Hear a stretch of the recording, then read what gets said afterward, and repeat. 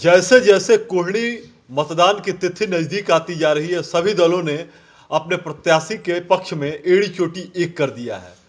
बिहार के पूर्व मंत्री और विकासशील इंसान पार्टी वीआईपी के प्रमुख मुकेश सहनी ने कोढ़नी विधानसभा में होने वाले उपचुनाव में अपने प्रत्याशी नीलाभ के समर्थन में ताल ठोकते हुए रोड शो किया।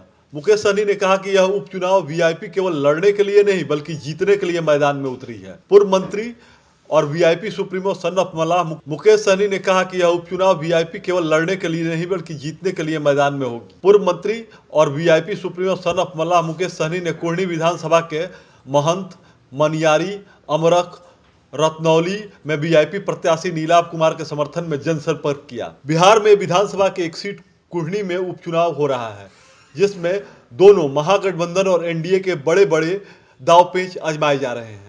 वर्ष 2020 में बिहार विधानसभा चुनाव में चिराग मॉडल ने नीतीश कुमार का सियासी कद 3 नंबर पर पहुंचा दिया था। इसी चिराग मॉडल के मारे नीतीश कुमार आज भी कहते हैं कि भारतीय जनता पार्टी ने साजिश कर चिराग के बहाने उनकी सीट घटाकर 43 तक पहुंचा दी। हाल ही में गोपालगंज में विधानसभा उपचुनाव में भारतीय जनता पार्टी के उम्मीदवार की जीत हुई तो कहा गया कि साधु यादव और एआईएमआईएम ने भारतीय जनता पार्टी में के जीत में बड़ी भूमिका निभाई। इन दोनों महागठबंधन में एमआईएमआईएम समीकरण में 20,000 वोटों की सेंधमारी की थी। भाजपा की इसी रणनीति को महागठबंधन ने अब कोढ़नी में बीजेपी के खिलाफ इस्तेमाल करने की पूरी तैयारी कर ली है।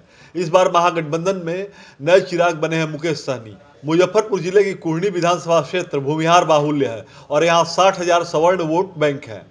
भूमिहार जाति का वोट यहाँ निर्णायक रहा है, जिसे बीजेपी अपना परंपरागत वोट बैंक मानती रही है। लेकिन दोनों ही गठबंधन ने यहाँ किसी भूमिहार को अपना उम्मीदवार नहीं बनाया है। इधर मुकेश सहनी ने अपनी पार्टी वीआईपी का उम्मीदवार भूमिहार जाति के एक नौजवान नीलाभ कुमार को बना दिया है, जो क्षेत्र से 4 बार विधायक रहे साधु शरण के पोते हैं। भूमिहार के साथ साथ यह क्षेत्र मल्लाह बाहुल्य भी है। यहाँ से सहनी, कुशवाहा और पासवान के लगभग 70,000 वोट हैं। अब महागठबंधन के मुकेश सहनी की पार्टी से एक भूमिहार को टिकट देकर भूमिहार और मल्लाह वोट बैंक काटकर बीजेपी को मात देने की रणनीति तैयार की है। मुकेश सहनी को लगता है कि मल्लाह परंपरागत रूप से उनका वोट बैंक है और यदि भूमिहार उनके उम्मीदवार को वोट करते हैं तो बीजेपी की रणनीति से ही बीजेपी को मात दी जा सकती है।